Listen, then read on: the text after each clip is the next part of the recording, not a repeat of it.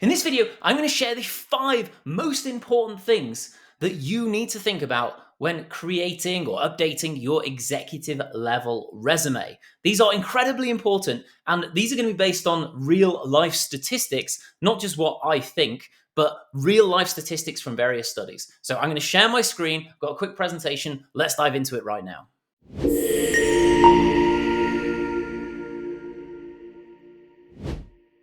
Okay, now let's get started with this. So the first truth about executive resumes is the fact that 80% of all applicants are rejected automatically, no human interaction, by an applicant tracking system, also known as an ATS, because of parsing errors and keyword misalignment. Now, what does this mean? Right, you probably have heard of this statistic before, that most applications are rejected not by a human, but by a machine, and you don't really know why.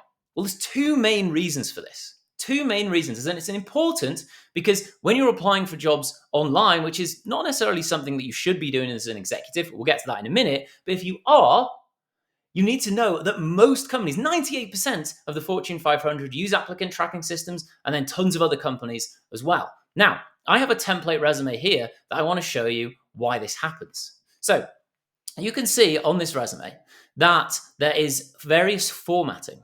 Right, so you can see here we have a table with two columns. We have this separator line here. Right, we have more of these down here. Right, so we have more. There we go. Now, what happens when a machine reads this? It parses the information. Information parsing is taking information and organizing it.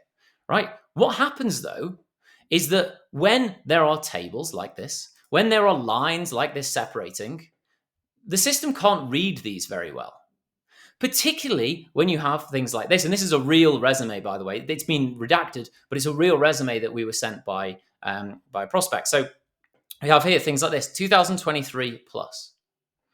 Right, we have down here, years of work. Down here, 2021 to 2.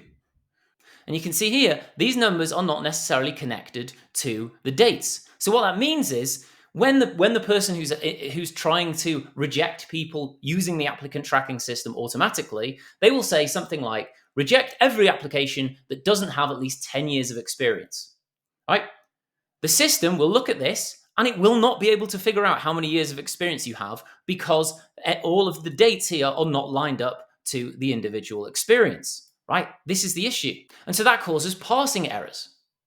And then keyword misalignment is the situation where you have an issue with the keywords that the person is expecting, right? So what that means is in the job description, there might be 10, 20 different keywords related to that role. It might be things like project management. It might be certain certifications.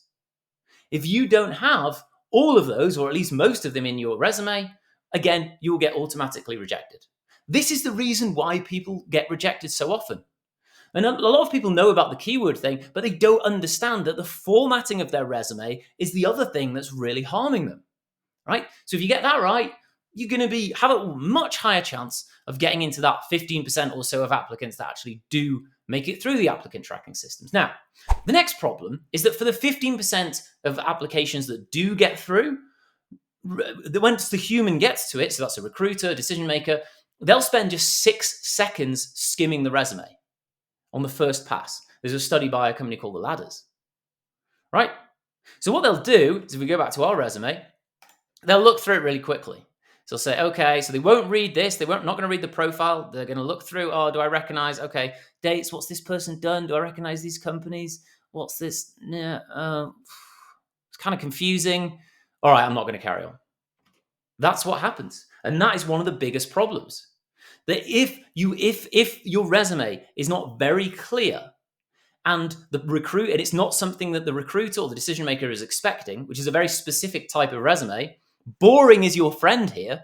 Very easy to understand, very easy to see the value, to see your trajectory through your career. All of these things, guess what? They just won't even bother. Right? They'll just put it straight in the trash because they just don't have the time to try and figure out, what was it that you did? Oh, is that you did consulting, but this was the client that you worked for, and it was your own consulting company, right? All those things, they have to be incredibly clear. Otherwise, the person's just not going to look at it. right? Which leads onto the third thing, right? These resumes are often rejected because they are confusing, unclear, or contain errors. Right, so that's the biggest reason why a recruiter or decision maker will reject your resume up front. Right? If it's at all confusing, if it's at all unclear, they will just move on. And the other thing is errors as well. You will not believe how many resumes that I have seen that contain spelling errors, right? But not just spelling errors, formatting errors. You have bullet points that have different spacing. You have different fonts in different sizes. It's incredibly frustrating. And you think to yourself, as a decision maker, as a recruiter, if the person can't even get the spelling right, can't even get the formatting right in their resume, this is supposed to display the best possible side of them. How are they going to do a good job? This is an executive level person, right? It blows my mind that this happens, but it happens all the time. And it's something that you need to get right. Now, fourth, we're down to just a small handful of resumes that are left, and the remaining 7% that actually are reviewed closely by a recruiter or a decision maker are rejected because of two things: value proposition misalignment and lack of numerical proof. Now, value proposition misalignment is quite obvious, right? That when the person actually gets to reading this, so you think about it, probably less than 10% of all resumes are actually read by a person, right? And once they are read, that's the time when, if they look down and like, well, this doesn't really match what we want, okay, next. That's value proposition misalignment. But the other thing is lack of numerical proof. And that's another key reason, another key thing that people don't understand. Numerical proof is, what is the proof behind what you say? Because there's a big difference between saying, I led a team, and I led a team of 50 people with a budget of $30 million. Very different. You have to have that numerical proof in there because that shows what level the different achievements you have were at, right? I'm a chief revenue officer, right? And I was responsible for $2 billion of revenue, or as a chief revenue officer. Big difference, big difference. And this is so important. You have to have the value proposition aligned with what the company is looking for. And you also have to have that proof of that you're at the right level and that you've done these things. So that's number 4. And then finally, what happens? 2%. That's the statistic. According to Glassdoor, 2% of applicants that come through online job boards actually make it to the interview stage. Just 2%. Right? So you need to really, really get everything right. It's quite easy to be in the 15% of applicants that are not rejected by an applicant tracking system. It's quite easy to be in the 9% of applicants that don't get rejected because their resume is unclear, or there's just random errors in formatting and formatting that doesn't make sense. It takes a little bit more to make sure that you pass from the 9% to the 2%, but it's not that hard if you get things right. Right? This is what you need to focus on. There's a bigger problem here, though. And this is what I always talk about to our clients, right? The best thing to do is just completely escape the online job application trap, right? Because not only are 80% of jobs never advertised, right? It's the hidden job market. That's crazy in itself. But statistically, while only 2% of applicants get to the interview stage that we just talked about, it gets worse than this if you're applying for jobs online.